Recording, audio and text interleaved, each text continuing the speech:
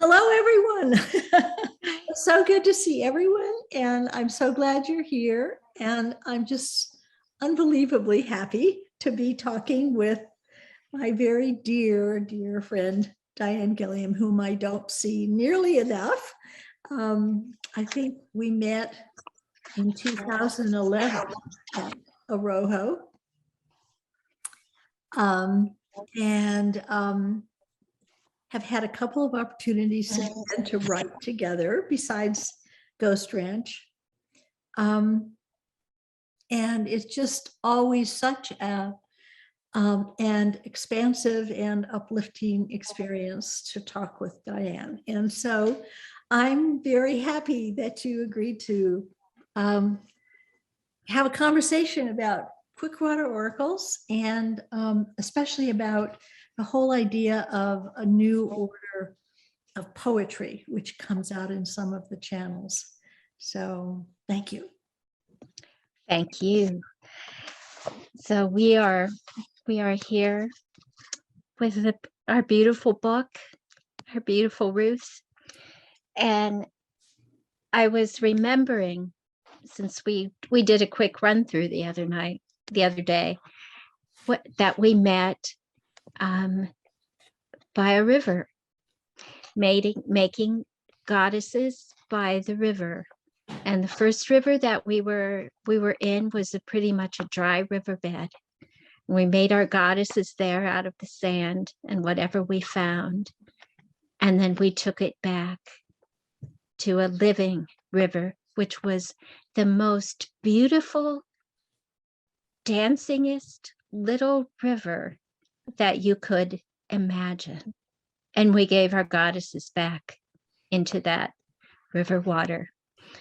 And all my writing life, I've thought of the river as a metaphor for where poetry comes from. And as I was reading Ruth's book, I thought, this is another river. Ruth is hearing this river of voices that is running beside us all the time.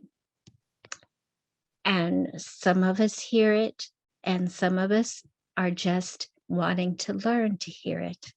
And so what a generous act it is on the part of the voices and on the part of Ruth to offer it up in such a way that we all can hear all of the help that is in this book. So I am a poet, and I was struck dumb when I got to the first piece that Ruth is going to read for us, which is the Poet of Wholeness, because I have been looking for a new way to write poems.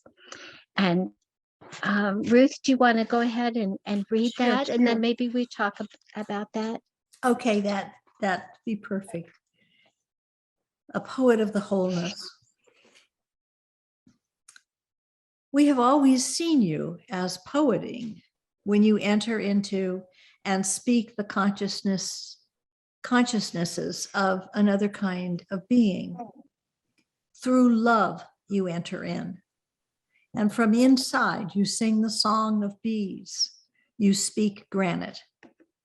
Now you say that those speakings are not the way human beings make meaning, and that a poem to be humanly moving must embody human ways of feeling truth. That is, poems must be human. But you have been translating this into human. Ah, we see. You are seeking to let go of human understanding and become wholly of oneness consciousness. And you have not written poems from that, only channeled. We had not been aware of this until you said it. It is as if you are seeking to make an artifact of an older culture that yet embodies your new culture. But your poems often journey through turns and turns and turns to an aha. And in an aha, we believe you always draw upon an opening to oneness. So we suggest the inspiration for your poems has to come from your wholeness, though unconsciously. We think the instinctive tensioning and release that is based on your deep imprinting with the human pattern, this does not have to be there to make beauty. It does not. But you would need to work on it. And the dragons came in. We come, we pour, we say bright, bright, bright, bright, bright, fill with bright, bright, bright, bright, bright. Do not knot. Get your head out of knotting, worrying, knotting. Get it out, get it out. We pour in like lava, bright, bright, edge, crack, light. And we say, be who you are, Ruth. Be who you are. Be brave. Step now into poet of the new order, poet of us, poet of us. We will help you be a poet of us. And what we say is beautiful. We say, make poems, make poems. Right now, what you want to do is make poems. Do what you want. Do what you want. Do what you want. Yes, dear, they speak in their own inimitable way, but they are telling truth. We applaud you for your asking, how do I go forward in integrity and be happy? Because being happy, always for you, has involved creative satisfaction with your poetry. Now you wish to transcend more completely and still have the joy of creative satisfaction. We believe you could make a new path of poeting actuality as it is, the way it actually works, the way it actually feels. So you are set with this challenge now in these last years of your life to be and live from and flow wholeness and to poet this, what it feels like and what it is like for you. Amen. So I would just like to speculate a little bit about what this new order of poetry could be like.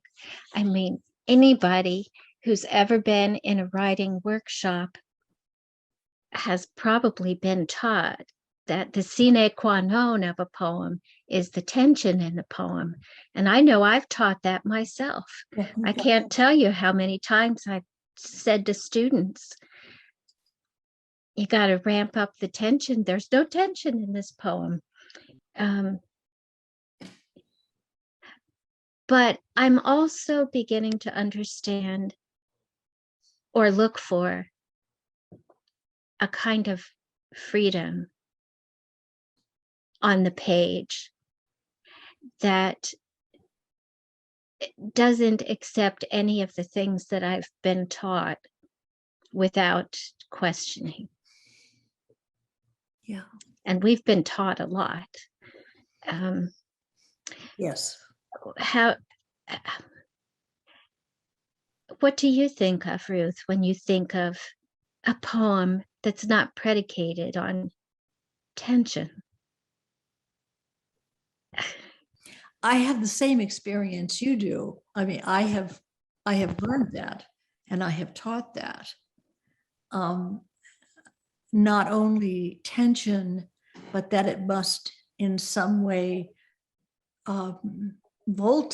some way turn back on itself. And yes, and yes. That's the human, that's this kind of dissonance that human beings feel. So how would one make a poem out of the kind of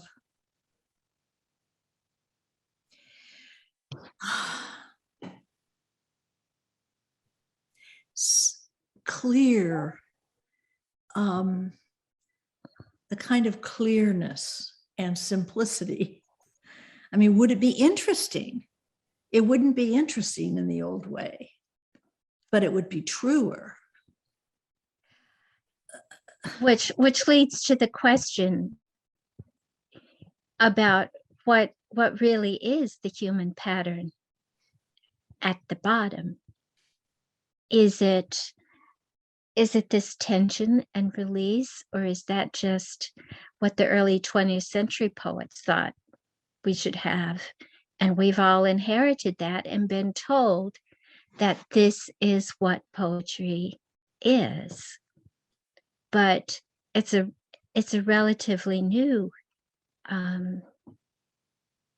it's 20th century poetry, and we are not that anymore, though we're all very formed by it. Yeah. I find it easier, I think, to say what feels not that than to say Yes. what feels okay. This is a new Okay. thing that feels right, but I feel not that, not that, Well, not what that, we not could that. be free from. Yeah, or What kind could of, we be free from? yeah, yes, Anything that we can recognize as convention and mandate and constructed, we could be free from, right? I think too that, I mean, one of the things that I continually heard in these was that it's purely human, that ideas and pattern polarities, which is what we're talking about, do not exist in actuality. They are purely human. So our ideas of good and evil, Mm-hmm. righteousness and unrighteousness, becoming better, striving, learning, growing wiser.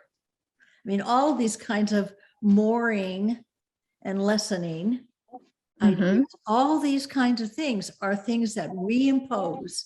These are human ideas, and they do not exist in actuality. So I think those underlie not just kind of 20th century poetry, but 21st century poetry and previous centuries of poetry, maybe in opposite ways. But, so our ideas of our judgments of what is good and what is right and wrong and all these things. How would one live differently? How would we let one live free of those? Not to mention, how would one write poems that were free of those and were just in acceptance of things as they are, loving everything as it is? That would be amazing.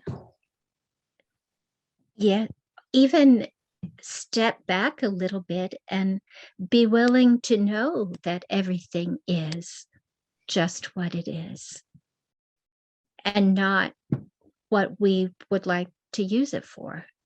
Yes. Including metaphor. Yes. Yeah. Yes. I mean, they kept saying to me, because I think in metaphors, just remember that what you're thinking here, it's not exactly untrue, but it's a metaphor. It's okay if that's the best you could do, if that's how you think, okay, but it is a metaphor. It's not the way it actually is. So. Yes. Well, maybe that takes us to your next piece that you were going to read about the voices and the poems. Yes. I mean, I think that the first, this is the Tarn in the Sierras. And it really was the first time in the channels that I really felt a very strong call to do something different. And I didn't really know what was involved, but I was remembering an experience of being in the Sierras and lying in a tarn. The water had been warmed by the sun, and it was on top of a mountain. There was nothing between me and the sun, and me and it was granite, so it was just clear water all the way down. It was snow melt, and the granite started talking to me, So this is the Tarn of the Sierras. And Mhm. I'm going to try to capture, because it built suddenly to a really loud demand, like you have to listen to this. So I'll try to, it shook me. I am rock. Snow soft on me melts, and I hold a water. You came. I remember you. Body in water, on me sprawled. Rock.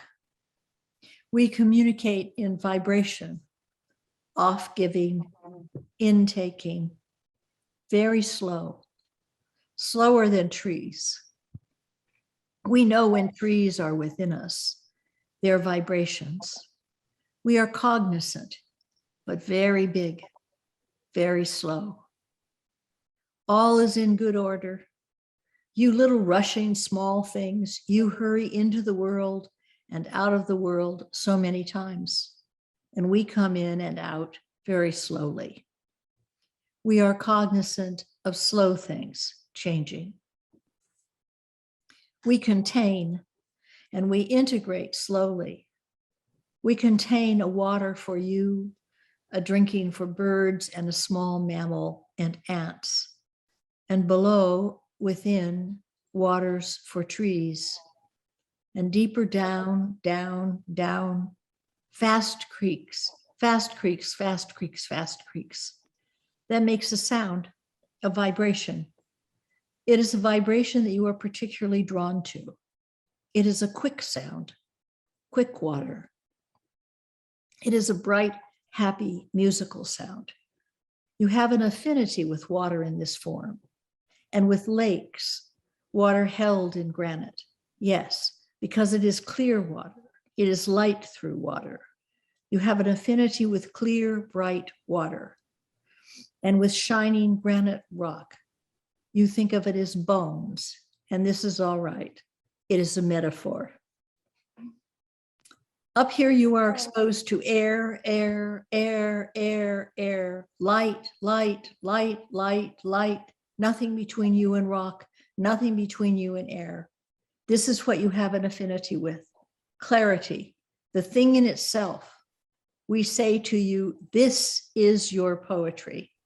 The bone, the rock, the bone, the air, the light, the fast, clear water, all exposed, all clear, all exposed.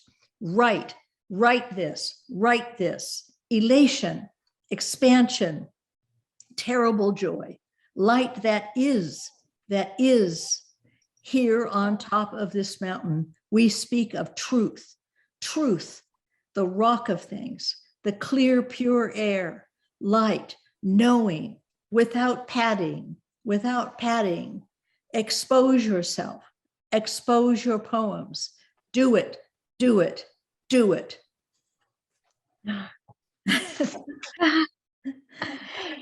Terrible joy. There's your same thing, no difference between what is terrible and what is joyful. What should be a polarity is not Yes. in that piece. Yeah, that's true. Yeah. I just have to tell you that all my life, I have said to people, I feel more real around rocks and water. And they say, what do you mean? And I don't know, but I just know that it's true. True. When I first was thinking about that new order of poetry that wouldn't be predicated on that tension, I thought, well, there still would have to be some kind of energy and something alive in the poem to replace that tension, because we need some kind of energy and infusion almost for the reader to be there. And I began to think in terms of accuracy.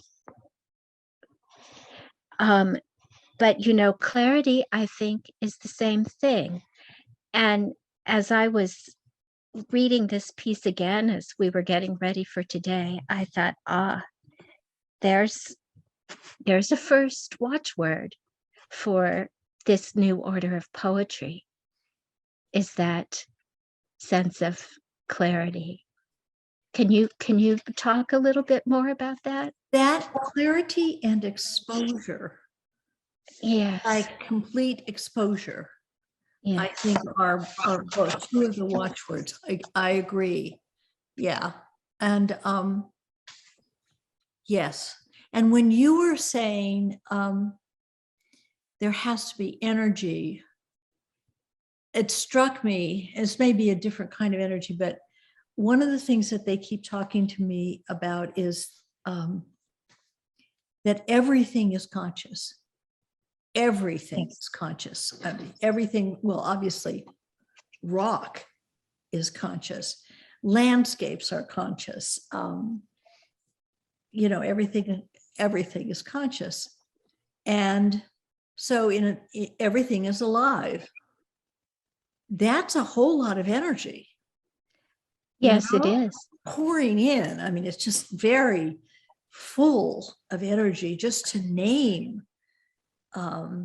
something with accuracy and without any interference of, well, what do they say? So, padding, self-protection. Yes. So yes. So completely exposed. To name it in that way, there's a lot of energy in that, just in itself. Yes. When I think about moments in poems that I have loved, I think it's Stephen Dunn has an essay in some collection or other about wisdom lines in poems. And his premise is something along the lines of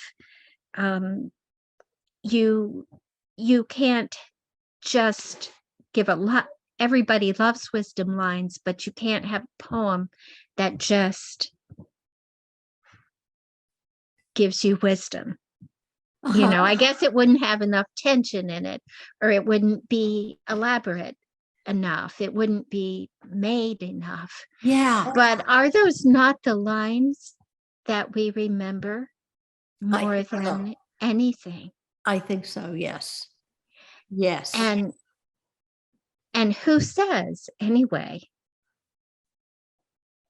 who made that rule that you can't be wise in a poem? Because when I first started reading poems, I was reading for my life. I was reading for wisdom.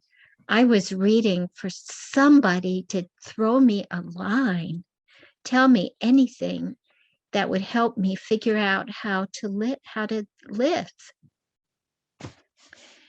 And those lines were precious to me. Yes. Yeah. And I think there can be,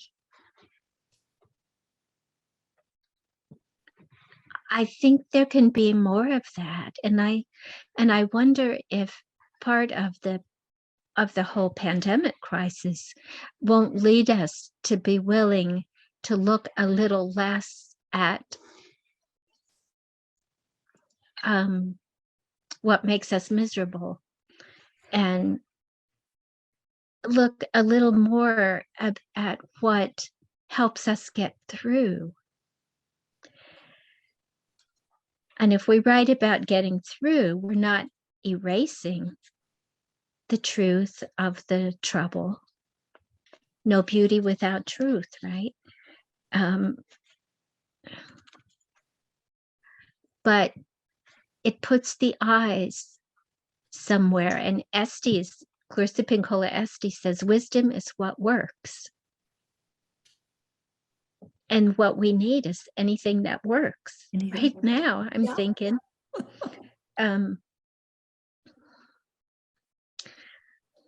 so that clarity and that exposure. Well, and truth. I mean, truth in Yeah. itself is what I would say gets us through. It may not Yes. be, it may not be easy. It may not No. be a happy thing always, but that's what you could hold on to. So that Yes. really gets us through. Yeah. Yes. And instead of good and bad, because people talk about bad news or bad days.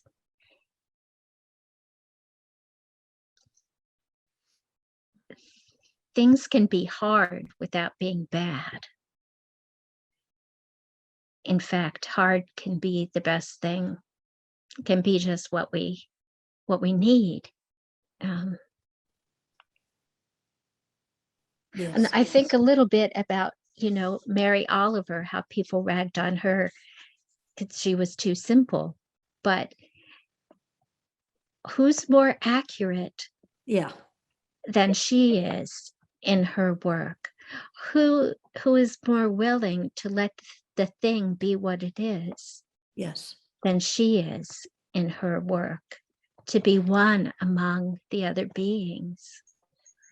Yes. Maybe she's a place to look. Yeah. Yes.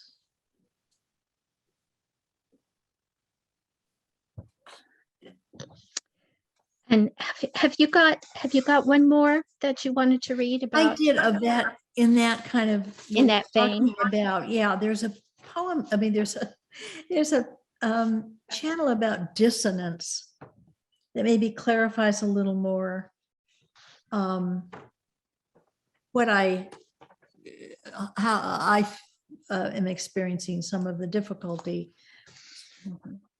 It says all your life from before birth, you have been steeped in human thinking, which is very conflicted, full of ideas that are not in fact the way actuality is. And because you chose to be a knower from within, you have known this thinking from within.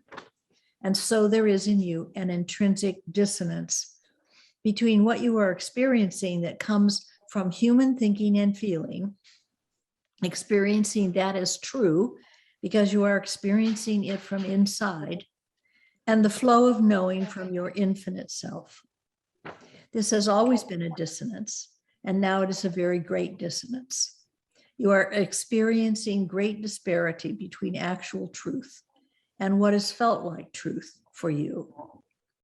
And it is indeed open to you, even while you live in this body, to become more and more simple, clear, and straightforward, which is, in essence, less human. Or it is possible for you to go on in this conflicted way and write what you and others will consider finer poems because more human. And one path is not better than the other, Ruth. If you want to write poems before you die that satisfy you and win respect in the human poetry world, that is one path. And if you are focused on transforming, not feeling and thinking anymore from inside the human, then such poetry is not going to come. But you might try to speak in another way. We are not saying that it is possible, but we are saying that if you want to try, it may be possible to make something beautiful of a different kind of poetry. We do not have an answer for you, and we do not say that one path is better than the other. Please keep this in mind. You are not failing if you choose to be a poet, and you will not necessarily succeed if you choose to try to be a singer who makes poetry, and that is all we will say. So there's Well,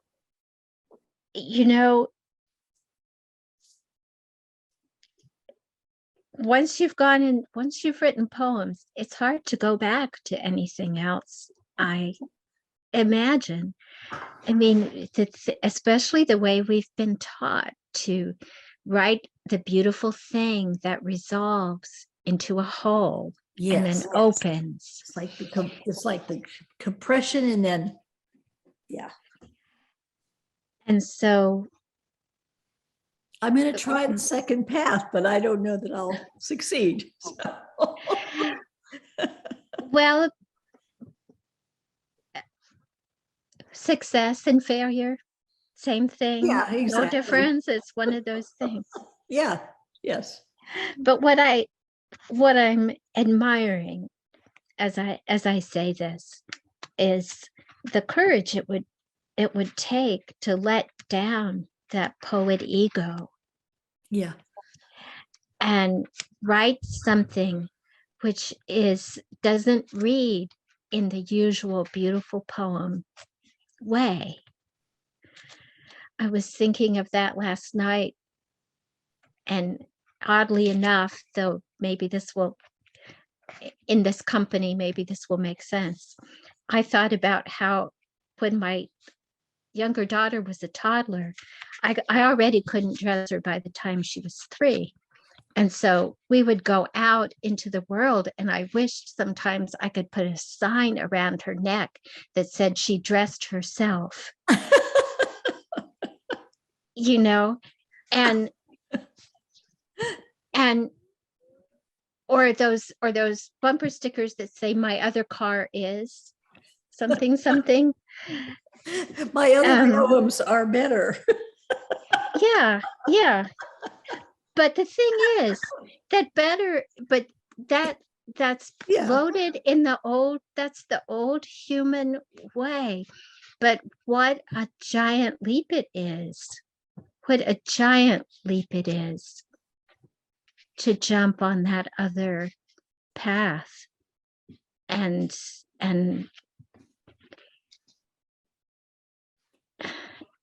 so much at stake.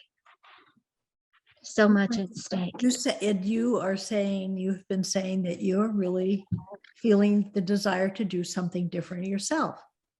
That it has run its course for you and something new. Yeah.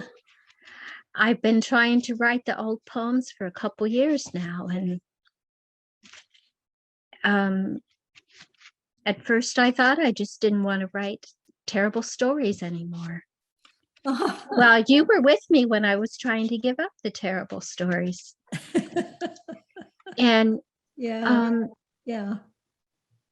And I thought, where are the happy stories?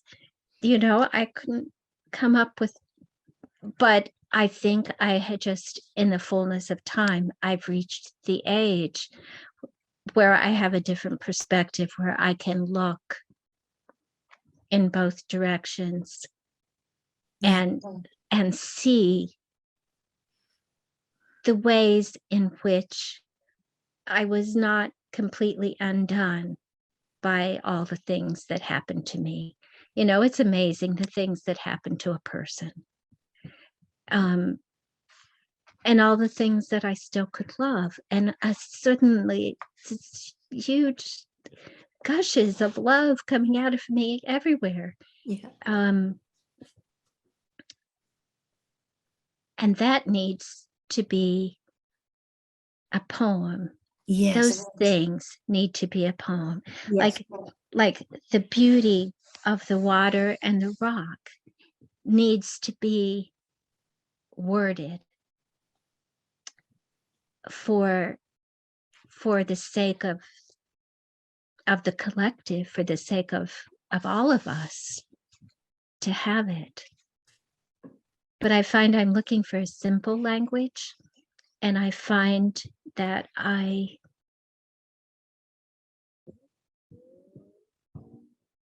want the freedom to put down what occurs to me on the page and not be reaching, such an old lesson, but not be reaching for the beautiful thing that will match the thing that I put in this line. Yes. Yeah. I'm learning from Ruth Stone. She has a poem called Pokeberries, where she says, No man seemed to suit me. I was awkward until I found a good wood-burning stove. There's no use asking what it means. Oh, that's a wonderful line. But can you feel the freedom in it and Yeah. the joy in it? And those things just, I imagine, came to her through her consciousness. Yes. Some part of her knew that all had something to do with each thing with the other. Just do it. Yeah. So she put it on the page that way. Because, I don't think anybody could tell her what to do. Yes.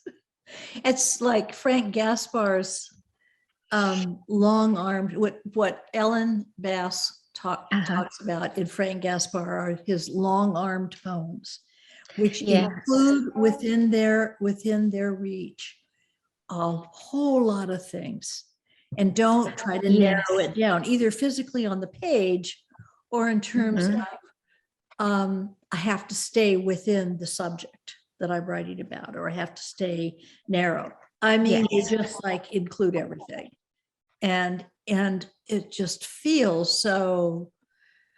Oh, like it's so huge. You take a deep breath, and it just it's all there. Yeah. Yes, you gave me one of those, and with the turtles in it. So it literally does leave you gasping for breath. Yes, that's the one where he dives down. Yes, swims with the turtles. Yes, yes. absolutely. Yes. Yeah. But I think there's something plain spoken about it. I was talking with a friend about it, about Ruth Stone's work, and she said it's plain. No, we're also reading Thomas Transtromer. She said it's plain spoken magic. How can you just say a blue light came out of my body? Because it did. It did. Yeah. That's great. So those are maybe some poets that we can look to as we think about this and tell each other and let each other know where we're finding these openings of these poets, and they're probably the ones that nobody knew what to do with. Yes. Yeah. Because they were too plain spoken and too magic. I would have that. Yes. Take that. Or too crazy. Or yes. Well, and I think some of the rest of you all know that I've been really interested in fairy tales for a long time. And one of the other things that I noticed in the pieces in your book were the appearance of the voices as kind of helper figures. Just like we have helper figures in fairy tales who are just walking alongside us in the same place that we are walking in and seem at just the right moment to give us just the ring or the book, or the book falls open to the page that we need. Right. Out of nowhere, but they're always there and to be counted on. And as I read your book, I felt so affirmed by that and so lifted by the idea of helpers around us everywhere, if only we can listen, which is probably another one of the watchwords for the new order of poetry. Listen. Yes. Yes. So would you like to read a couple of those? Yes, and that's one of the things that, there were all the classic helpers. I mean, there were crows and blue jays and, the tree that starts to talk and all of that. But I wanted to, I love the the great dragons, and they really are there in such an amazing way. They're so energizing, and that's a lot of the times what I feel I need as helpers. So this was the very first time that the great dragons began to talk, and I have to say that I was really unprepared, actually, for most of the channeling. I mean, I was expecting when I learned to channel that I would probably channel with animals and trees and birds, and kind of where I connected as a poet. But as I say in the book, the doors flew open, and there were all kinds of beings that I did not even believe in. You know, I was not prepared at all. So anyway, the dragons were among them. So out of the blue. Yes, we are. We are great energy, dynamic, strong. You imagine us in dragon shape, and that's a good shape. Or fire. We are light. We are light. We are power, and that you express as fire. Ours is not the red fire of volcanoes, but golden, a crack and bright gold light. Or wings taking all the sky that you can see is one dragon. We are fields of light, power, movement, crack, light. And the delight in it, that's the part that human beings miss. The delight in the vast formations within our fields, networks of light, many stars within. We enjoy Earth very much. We enjoy participating, and you feel a kinship, and that is a true kinship. We power you like a flow of bright joy, and we enjoy connection, even with the small. Your embodied self is small, but vastness is vastness is vastness.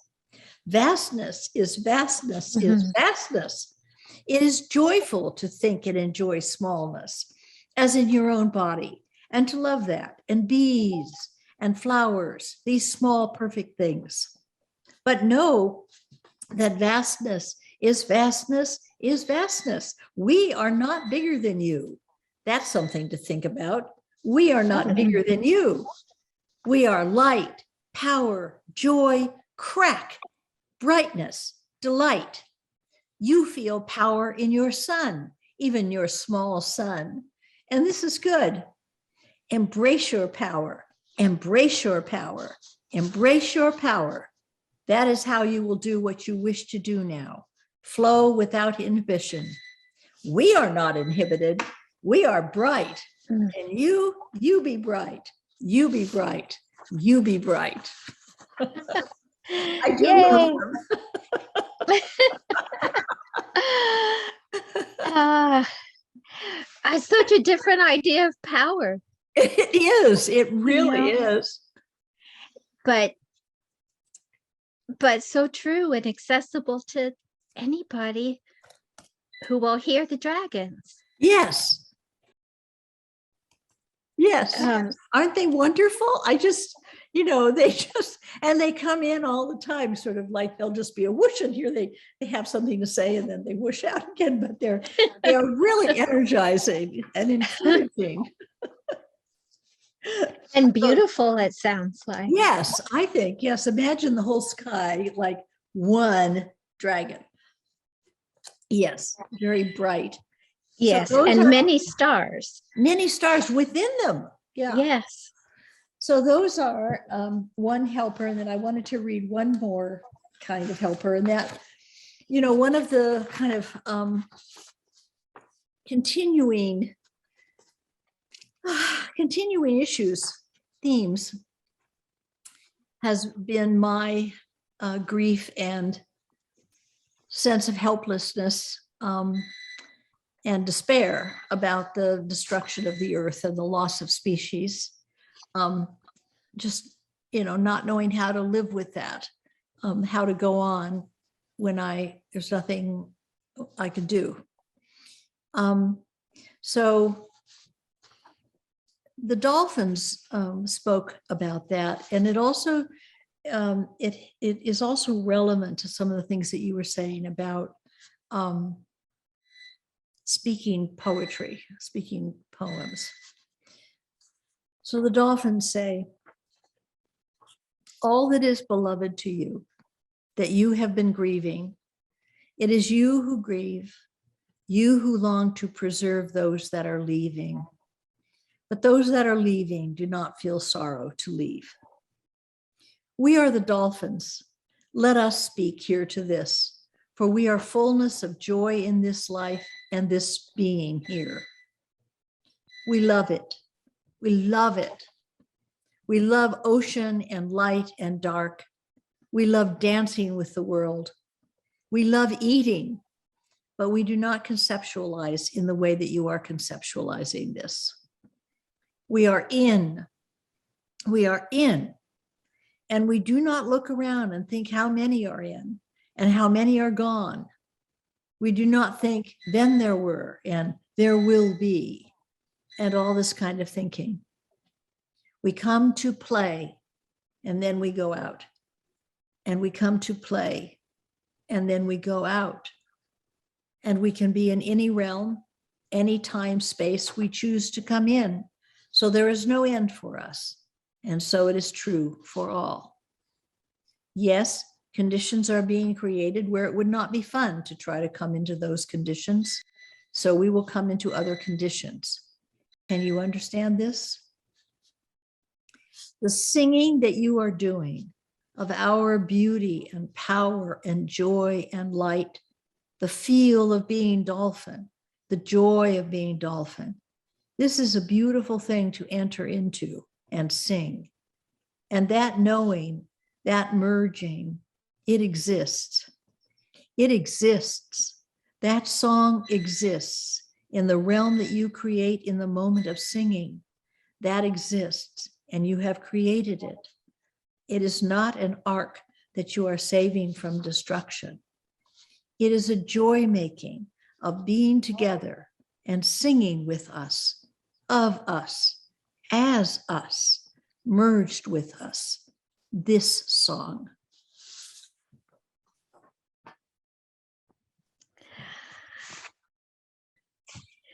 And there's another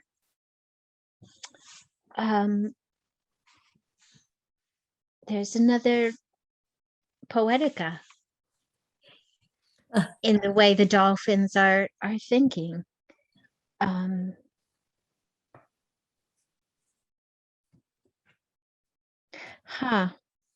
Yeah. I'm thinking about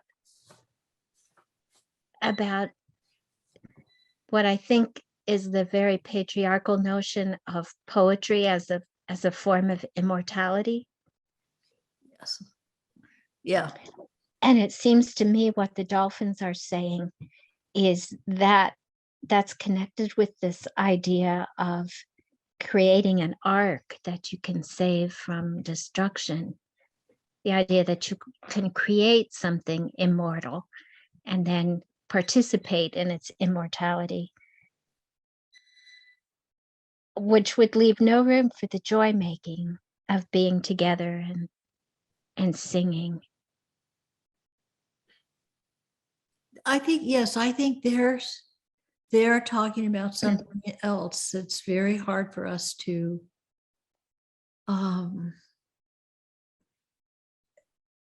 understand. There's in oneness,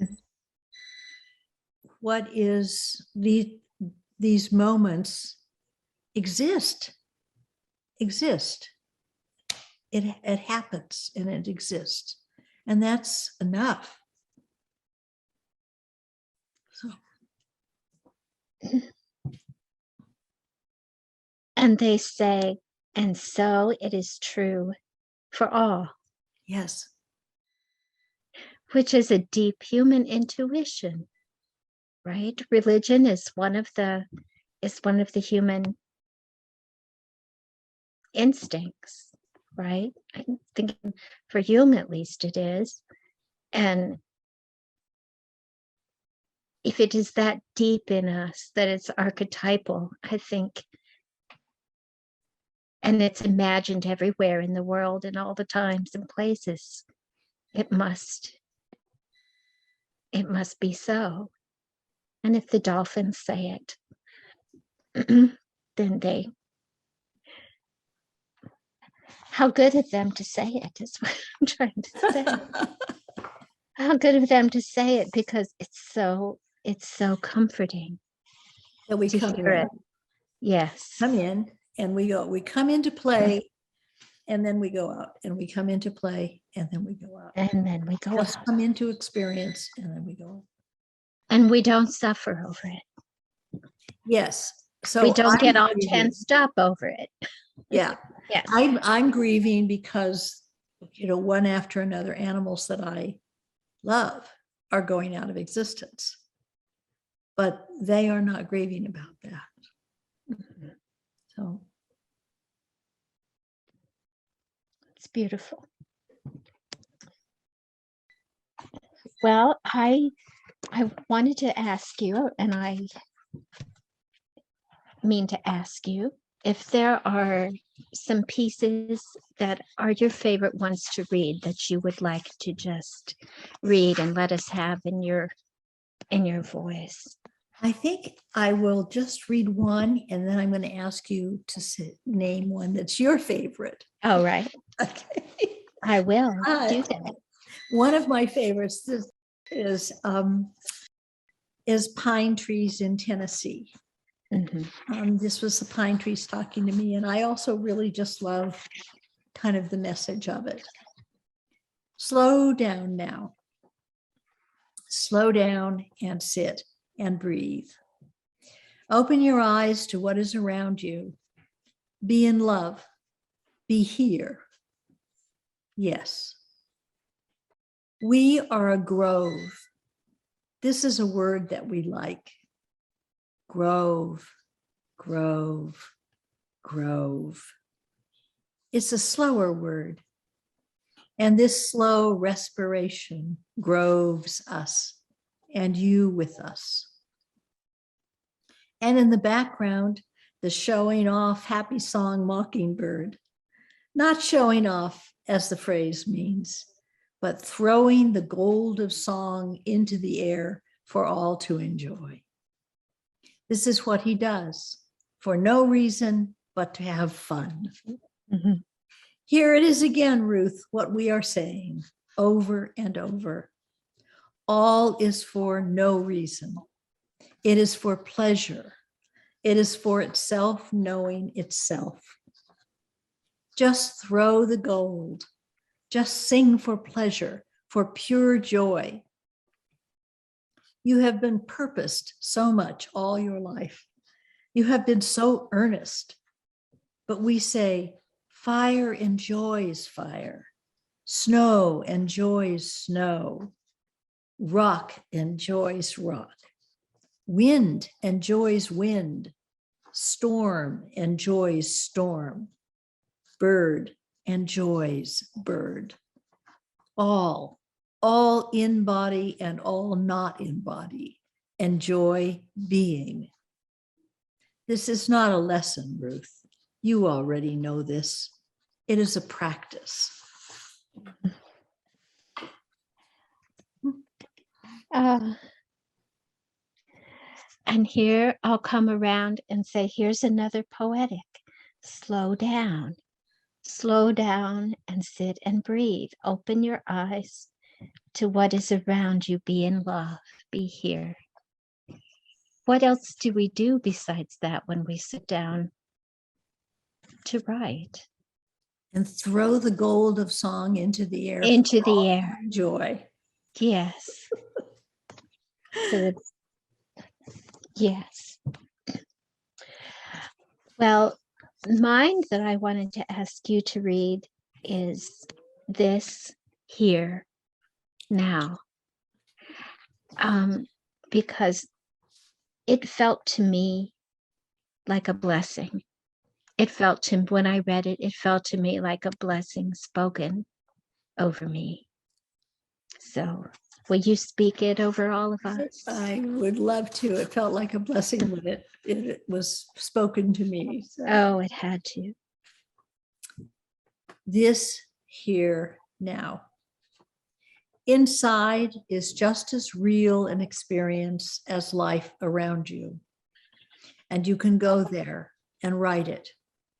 Do that. Be a light with enjoyment. Practice it. No thinking, planning, wishing, being completely in this here now. This here is a brightness of rising and falling sun. This here is a high place turning under the sky, iron red, black sand, dun grass all around, gray-green leaves, lichened, tunneled trunks, fading yellow clusters of mamani flowers. This here is red berries on low bushes. Behind them, swords of silver, translucent green, light glinted or coraled by dawn. This here is enough to be going on with. Even when where you live is gray, thick, cold, loud with rain, loud with power saws or mowers or helicopters, this here is a red bird crying, cheer, cheer. Or this here is inside the cape, inward to the secret meadow, the place of memory and dream. The sound of the creek, the new green grass, wildflowers blue and yellow and red, snow still in the crevices, melting snowbanks piled in shade.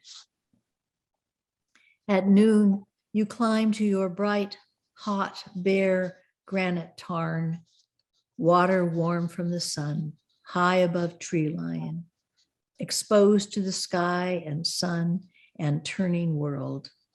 Alone, alone. These are this here too. It is all this here, the velvet darkness of space in you and you in it, the stars dancing, the past and present and all that is. Mm. This here is enough to be going on with. There's a beautiful wisdom line there. That's one of my favorite sentences in the whole book.